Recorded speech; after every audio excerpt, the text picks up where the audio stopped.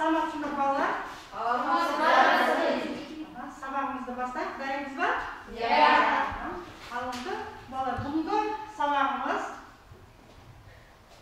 тақырыбы, яғни тірі табиғаттағы үдерістер бөлімі бойынша организмдер тіршілікке қажетті заттар мен энергияны қалай алады деген тақырып бойынша біз сабақ өтеміз. Қазір мен сендерге тақырыпты дәптерлеріңді ашып, тақырыпты жазып, тақырыппен танысыңдар.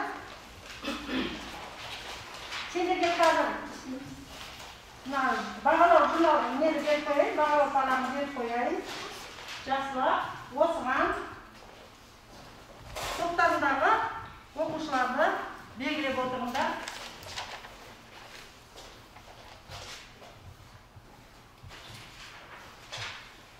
Ал енді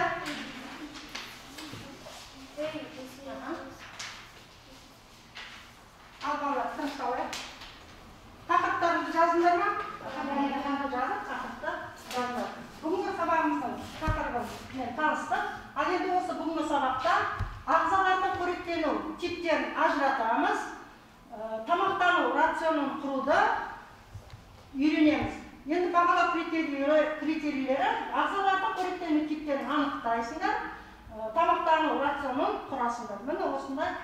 Ал енді балалар, тақтаға қарайық. Қазір сендерге тақырыпты ашып қойсаңдар, осы тақырыппен, яғни мәтінменен жақсылап тұрып оқып шығыңдар. Сендерге 3 минут уақыт беріледі. Оқып болғаннан кейін, яғни негізгі ұғымдардың мағынасын ашуымыз керек. Яғни ашық микрофон әдісі арқылы. Қане, уақыт кетті, 3 минут уақыт беріледі.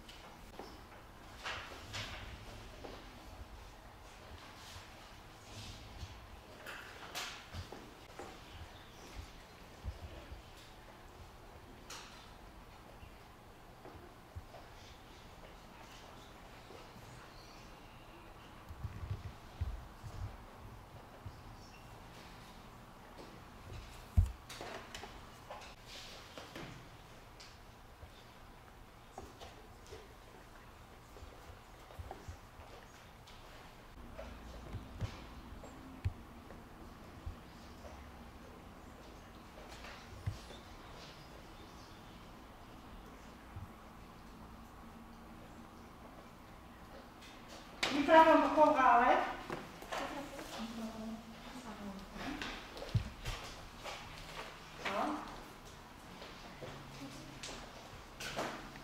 Паразиттер дегеніміз не? Мына жерде тұрған барлық ұғымдарға сипаттама береміз, балалар? Паразиттер дегеніміз басқа организмнің есебінен тамақтанып өмір сүретін бактерияны паразиттер дейміз. Паразиттерге амеба,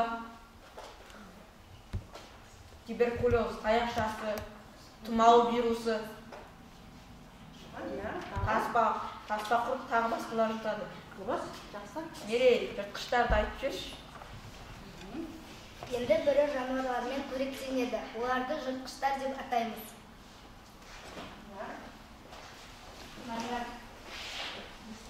Қоректену дегеніміз тамақ арқылы организмнің энергия мен зат алу үдерісі. Басқа организмдердің қалдықтармен қоректенетін организмдер. Нәркес, автотрофтар дегеніміз не? Автотрофтар дегеніміз биорганикалық заттар, көмір қышқыл газы, су, минералды тұздардан органикалық заттар түзуге бейім организмдер. Зарина, рацион дегеніміз не? Қоректену тағам организм энергия алу үшін қоректенеді. Аяулың қане бересің? Өсімдік қоректілер дегеніміз кейбір организмдер өсімдіктермен қоректенеді. Оларды өсімдік қоректілер деп атаймыз. Еркежан, фотосинтез дегеніміз не? Күн сәулесі өсімдік энергиясына айналу үдерісі фотосинтез деп аталады. егер тағам организм энергиясын толтыратын болса және оны қамтамасыз ететін болса, оны тағам тиімді тағам деп аталады. Тиімді тағамды жынысына, жасына, оның бойының ұзындығы мен салмағына қарап жекелеп есептеледі. Мүмкіндігінше күніне 4 рет тамақтанған дұрыс. Дұрыс, жақсы. Тағы да бар ма бала? Микрофонды кімге ұсынасың? Альпараби ма? Сапрофиттер деген өсімдіктер мен жануарлардың қалдығын және де органикалық заттармен қоректенеді. Алихан. Саңырауқұлақ әлемінде зеңнен бастап адам тағам ретінде қолданылатын саңырауқұлаққа дейін кездеседі. Ал жануарлар әлемінде сасық қоңыз, жалынқұрт, өзен шаяны жатады. Ал жануарлар әлеміндегі ірі өкілдері құстарға, қорқау және тағы басқалар жатады. Құстарға қандай құстар бар? Балалар өлексемен қоректенетін? Қарға, жүгінкөш, дұрыс балалар. Тағы да қосатындар бар ма? Осы мына жердегі барлығын айтып болдық па? Шұғалар? Бәрін айттық, жақсы онда. Ал енді балалар, жаңағы сұраққа жауап бергендерге қолдарындағы журналдарына белгілеп отырыңдар, бағалау парағына белгілеп отырыңдар, кім жауап берді. Белгілеп болсаңдар, бер қараймыз, тақтаға қарай. Сонымен балалар, ағзалардың қоректену типі автотропты және гетеротропты деп бөлінеді екен, автотропты қоректенетіндерге өсімдіктер және кейбір жануарлар. Ал гетеротроптыларға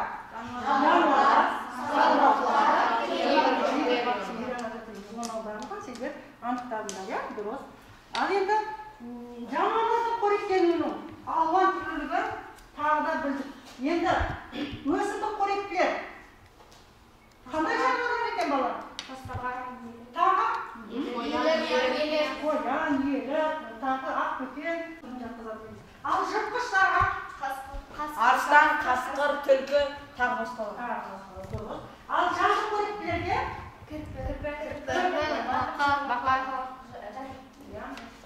Бақа. Ұсақ жәндіктер жатады.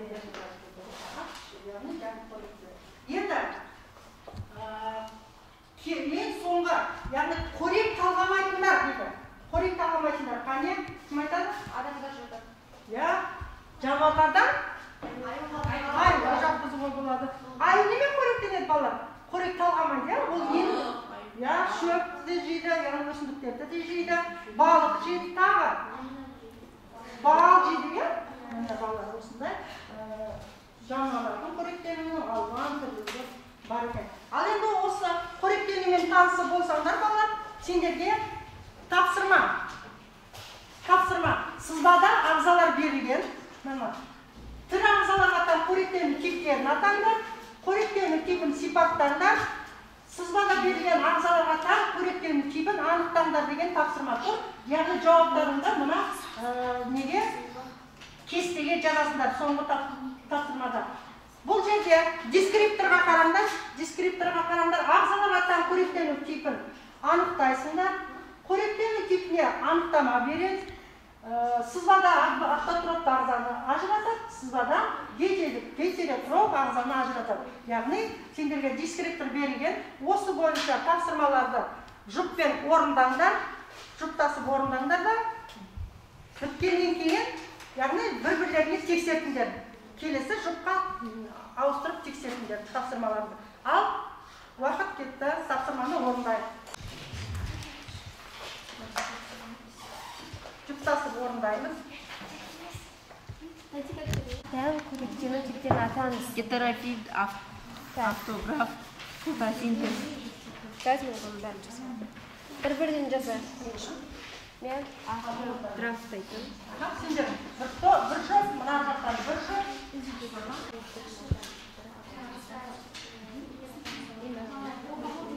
Тапсырманы орындаймыз.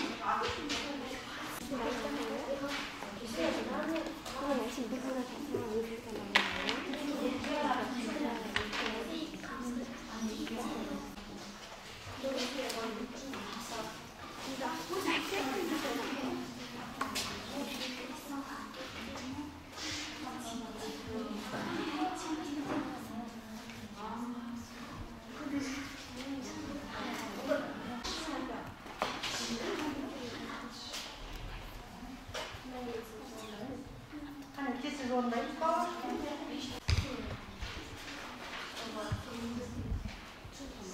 Қане тез.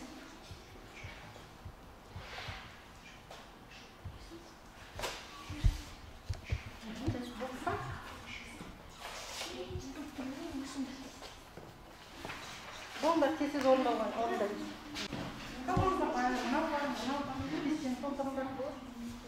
Қалай орындағанымыз?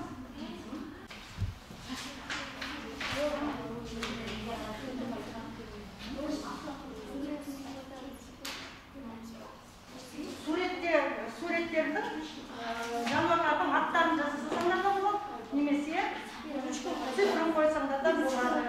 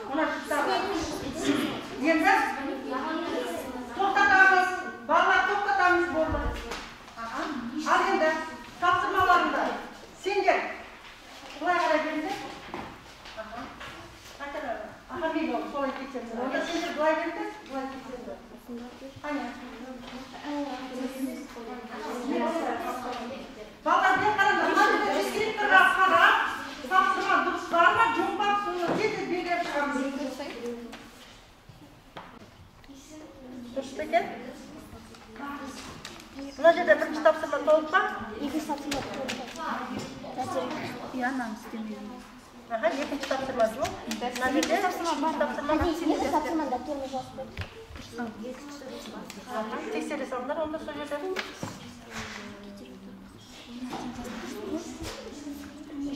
Тез бұл. Мына жерде тапсырма толық па? Енді мына жерде тапсырма жоқ. Мына жақта бар, дұрыс па? Мына жердегілер тексеріңдер енді. Сандар мен цифр бойынша тапсырмалар дұрыс екен, қараңдар. Басында. Дұрыс. Мына жерде барлық толық па? Дұрыс. Мыналар тексеріңдер, дұрыс па?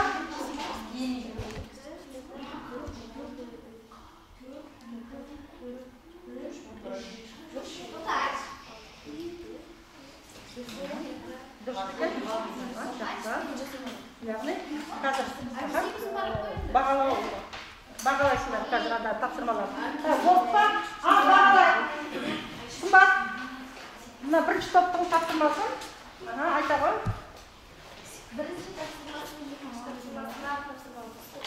Бәрі дұрыс екен? Жақсы дұрыс орындалған. Ол топтада барлық тапсырмалар дұрыс. Қандай бағалаймыз? Жақсы ма? Керемет. Толық па? Тапсырмалар. Ал секендер. Сендер кім? Бірінші тапсырмада біреу дұрыс емес, екінші тапсырма дұрыс, үшінші тапсырма орындамалы. Екінші тапсырмада не істеу керек? Сипаттау керек қой, сипаттамасын жазу керек. Мына жерде толық емес, иә? Ал мына жерде тапсырма жоқ екен. Яғни бұларды қалай бағалаймыз? Келесі жұпты қалай бағалаймыз? Не істеу керек? Тұр. Не істеу керек кішкене? Оқу керек, талпыну керек екен. Дұрыс, ал. Тура біздікіндей. Оларда да біріншісінде бір қайт. Көйліккенің типтерінде Автотрофтар. Гетеротрофтармен тасымалау. Көйліккенің типіні автотрофтармен. Сипаттамасы бар ма? Жоқ. Яғни сендерге мына топқа жақсылап, дұрыстап орындау керек еді, иә? Сабақты бағалауларыңды дұрыс қойыңдар. Сендерде тапсырмаларың толық емес екен балалар. Мына жақтағы топтағылар екі жұпта өте жақсы тапсырмаларын орындапты. Дискриптор бойынша анықтап шығыңдар, тез солай белгілейсіздер. Яғни бірінші ағзалар аттан қоректену типін анықтадыңдар ма? Сендер де анықтадыңдар ма? Қоректеніп типтеріне анықтама бердіңдер ма? Сендер бердіңдер, сендерде анықтамасы жоқ екен. Одан кейін сіз баланы автотроп ағзаны ажырата алдық па? Сендер ажыраттыңдар ма? Сендер ажырата білулерің керек, балалар. Ал енді ажыратып тез тапсырмаларыңды орындап айтып жіберіңдерші. Сонымен екінші топқа, келесі жұпқа. Тұра қойдым. Айта ғой. Автотрофтар 9, 10, 11. Яғни қандай аттары? 9 өсімдіктер, 9, 10, 11 өсімдіктер. Дұрыс, автотрофта өсімдіктер екен, дұрыс. Ал қалғандары? Кетотрофтарға жатады. Міне тапсырмаларыңды сендер осылай толықтыруларың керек, балалар. Парақтарыңды жазып қойыңдар. Ал енді сонымен балалар, жаңа айттық. Тамақтану негізінен дұрыс тамақтану, тиімді тамақтану үшін не істеу керек екен? Сымбат айта қойшы қайтқан. Тиімді тамақтану үшін бір күнде 4 рет тамақтану дұрыс. Және де тамақтану алдында жынысы және де жасы солап, өзіне сай келу керек. Жасымен сай келу керек. Жасына, жынысына, бойына және оның несіне бары? Бойының ұзындығына. Қозғалыс қабілетіне байланысты болу керек. Яғни оның энергиясы шығады. Қаншалықты энергия шықты? Міне қаншалықты тамақ керек оған, тағам керек. Міне соған да байланысты болады екен, қоректену. Яғни енді күнделікті жейтін тағамымызда майда, көміртегінің және нәруыздың мөлшері үйлестірілген сәйкестікте болу керек, балалар. Ал енді сәйкестік формуласы мына алдыларында тұр. Яғни нәруыз 25%, көмір су 50%, май 25% болған кезде барлығы 100%-ды құрау керек екен. Яғни үйлестірілген тағам ағзаның сұранысына қажетті энергия мөлшері екен, балалар. Сендер тамақтануды білесіңдер, қаншалықты тамақтанатындарыңды біліп жүрсіңдер, мысалы 4 рет тамақтану керек екендеріңді. Міне осы бойынша қазір біз алдыларында, қараңдаршы балалар, алдыларында қандай суретті көріп тұрсыңдар? Қане ойларыңды айта қойыңдар? Пайдалы тамақтану. Нені көріп тұрсыңдар? Пайдалы тамақтану рационы. Пайдалы тамақтану рационы көріп тұрсыңдар. Ол не арқылы көрсетілген? Уақыт арқылы. Және сол уақыттарда қандай тағамдарды пайдалану керек екендігі жақсы. Тамақтану рационына әртүрлі тағам түрлері, сапалы азық түлі, қажетті мөлшерде көмір су мен нәруыз, аздаған мөлшерде май, дәрімен және минералдар жатады екен, балалар. Сонымен қатар бірге тамақтану режимін сақтауымыз керек. Ол режим мына жерде өте жақсы көрсетіліп тұр. Қане қарап жақсап танысып алыңдар. Яғни сендер ертеңгісін тұрғаннан кейін, жаттығу жасағаннан кейін жеңіл тамақ ішулерің керек. Кітаптарыңа қараңдаршы. Ең бірінші қандай ас? Бірінші тамақтануды не деп атаймыз? Дұрыс. Бірінші таңғы ас, одан кейін екінші таңғы ас, үшінші қандай? Түскі ас, одан кейін жесінді және кешкі ас деп осылай бөлуге болады екен. Ал енді балалар, бірінші таңғы ас пен кешкі астың пайызы қанша екен? Қараңдаршы. 15-20% балалар. Не себептен? Сымбат жауап бере ғой. Кешкі астық өйткені кешкі ас жеңіл болу керек, ақуыз және көмір сулары аз болады, пайызы. Қай кезде толық жақсы тамақтануымыз керек екен? Түскі аста қанша пайыз болу керек екен? 35%. Енді сонымен қалай тамақтану керек екен, қанша рет тамақтану керек екенін білдік. Сол бойынша қазір енді тапсырма орындайық балалар. Сендерге тапсырма берейін. Осы тапсырма бойынша өздерің әрқайсың өздеріңі таңғы түскі кешкі яғни астарыңда не істейсіңдер дәптерге жазып калориясына дейін есептеңдер. Дәптерге жырап дәптерге жазыңдар. Дәптерге жазыңдар.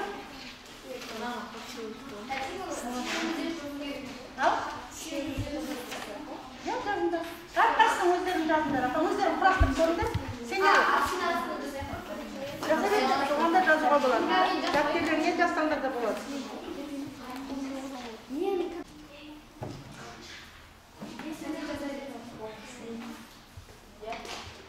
Анда қағаздарға да жаза берсеңдер болады, бәрін ойластырып. Дәптерге жазасыңдар, дәптерге жазыңдар.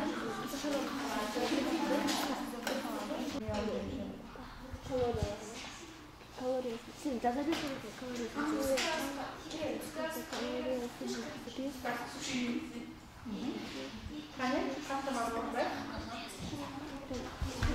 міндетті түрде калориясын есептеуге бала.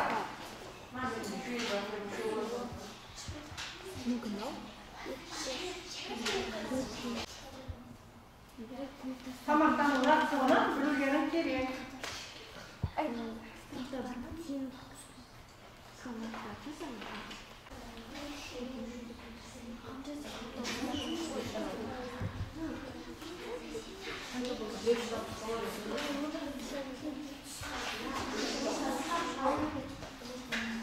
Болдыңдар ма? Ал енді оқи.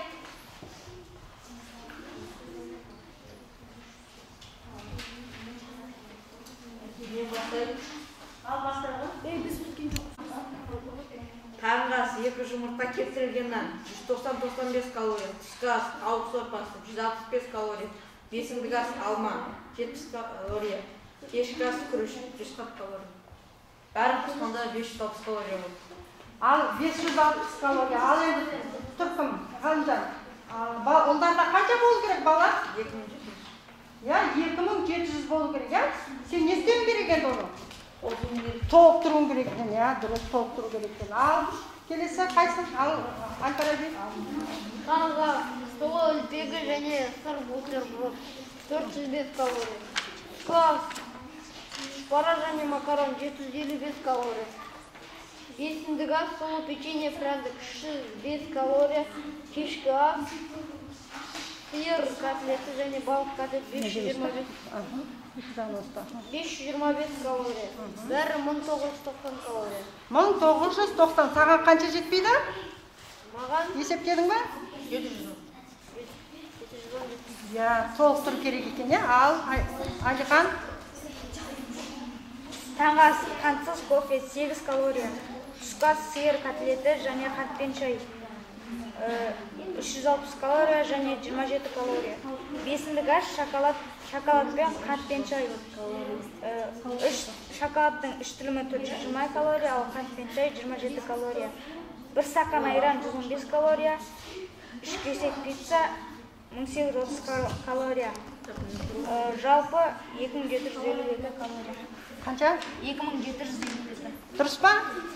Сәйкес келе ма? Дұрыс, жақсы. Ал кім? Аружан. Таңғы ас 2 жұмыртқа, сұлы үлпегі, 1 стакан апельсин, 900 болды таңғы астың калориясы. Түскі ас тұшпара тауық сорпасы, 1 стакан компот. Жалпы калориясы 965. Кешкі ас 1 стакан айран, 2 дана мармелад, 620. Барлығы 2432 болды. Дұрыс, сәйкес келеді ғой, я? Барлығымыз осылай жаздық па балалар? Яғни, дискретті қарайдан толыққанды тамақтану рационын білеміз бе екен? Толыққанды тамақтану рационын біледі екенбіз. Білмей, жаңа кішкене жетпей қалғандары тағыда не істейсіңдер? Қосыңдар, қосуларын керек. Енді ол сендерде нақты өздерінің ішіп жүрген тамақтарыңды қосыңдар ғой енді. Ал енді балалар, олай болса, мына жерде тақтаға қараңдаршы. тақтаға қараңдар. Яғни тамақтану пирамидасынан дәрумендерге бай тағамдармен танысайық. Мына неге қараңдар? Қағазға.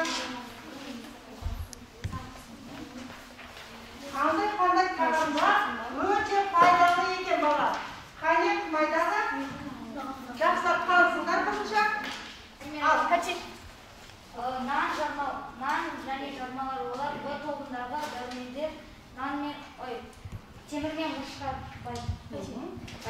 Жемістер ол дәрумендерге және биологиялық заттарға өте бай. Дұрыс. Ал. Сусындар. Бір тәулікте ересек адам 1,5 литр кем су ішу керек. Оларға су, кофе, чай, Бүтіндер олар кальциймен оларда ауыз көп кептерін айтады. Көкөністер олар өте пайдалы, оларды күніне 5 рет жеу керек. Күніне 5 порциядан жеуге болады екен. Тәтті тағамдар мен майлар орынды қолданған кезде диетаның пайдалы бөлігі болуы мүмкін. Оған зефир және де тәтті тағамдар жатады. Иә, тоқ тағамдар не? Барлығын айтуға болады, иә? Ал, сендер алуға қосасың ба? Айыла. Айтамызшы? Сен қайсысын жақсы дәруменге бай деп ойлайсың? Айтылмаған осы. ет, құс, балық, В тобындағы дәрумен мен мырыш пен темір. Яғни ет өте пайдалы, иә балалар? Балық не үшін пайдалы балалар? Көзге пайдалы. Көзге пайдалы, иә. Сүт тағамдары. Тіс пен сүйекке сонымен қатар дәрумендер мен ақуыздардан тұрады. Иә, дұрыс. Жақсы. Міне балалар. Сонымен тамақтану пирамидасымен таныстық. Яғни дәруменге өте бай тағамдар. Енді қараңдар балалар. Тапсырма. 400 тапсырмамыз, яғни анықтама бюросы әдіс арқылы мына анықтамалардың мағынасын ашуымыз керек. Сабақты бағанан бері түсінген боларсыңдар. Қане, осы негізгі ұғымдарды анықтамасын атайық. Қане, яғни бұл жерде термин сөздердің анықтамасын бере алады деп ойлаймыз. Ал, қане, кім айтады? Ал. Мөлшері, рацион. Ja, tamam. Herkese al. Энергетикалық құндылық, тамақ өнімдерінің көрсеткіш, яғни биологикалық тотығу барысындағы энергия үлесі. Так, энергетикалық құндылық деген кім айтады? Тамақтың құрамы мен өндіру барысы, оны дұрыс қабылдау және диета. Бұл диета деген. Так, келесі қайсысы қалды? Болды ма? Үйлестірілген тағам дегеніміз неге бар? Балалар, қане қыздар? Алина, Алуа. Қайсыға айтасыңдар? Ал, Алихан. Ағзаның сұранысына қажетті энергиялық мөлшер. Дұрыс, жақсы.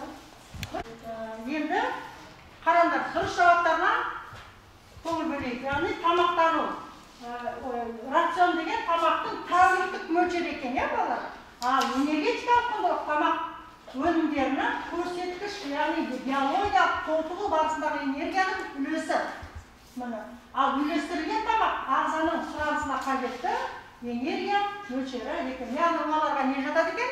Жаңағы пирамидадан көргендей микроэлементтер және дәрумендер жатады екен. Ал үйлестірілген тағаммен тамақтану нәтижесінде ағза қалыпты дамиды екен.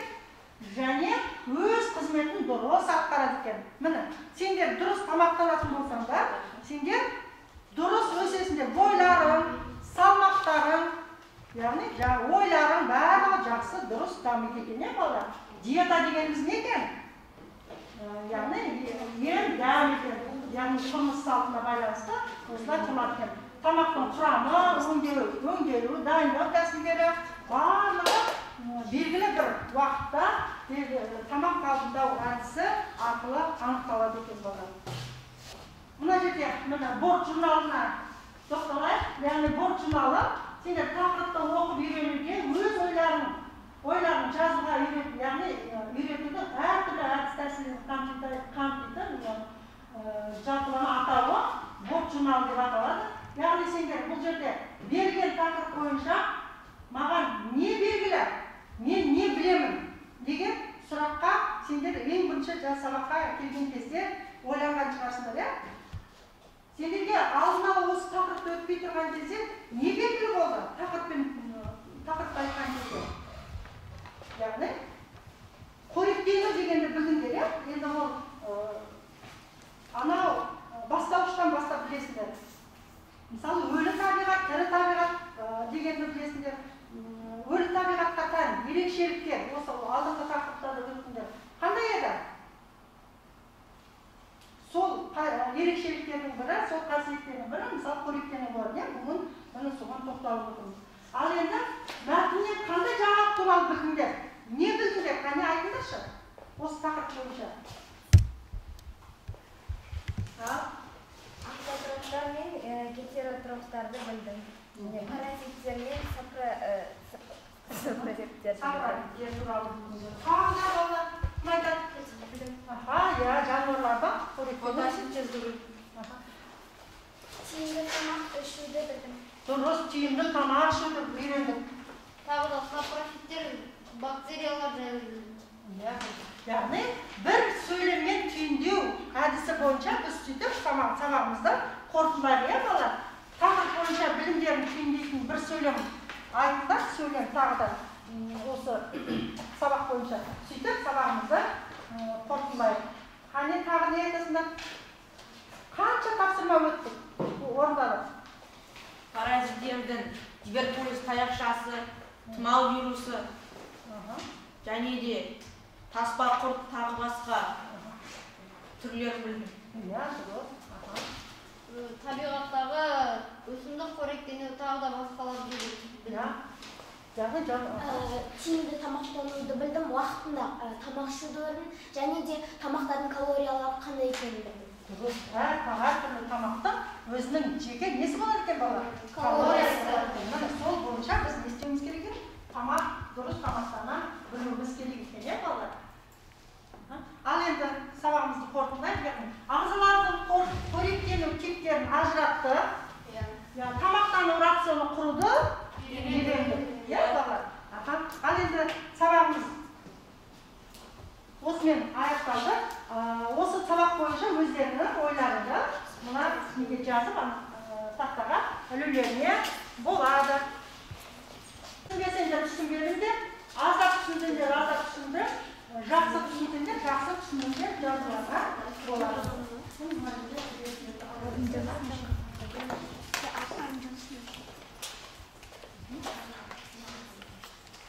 Кетіп жатыр ма?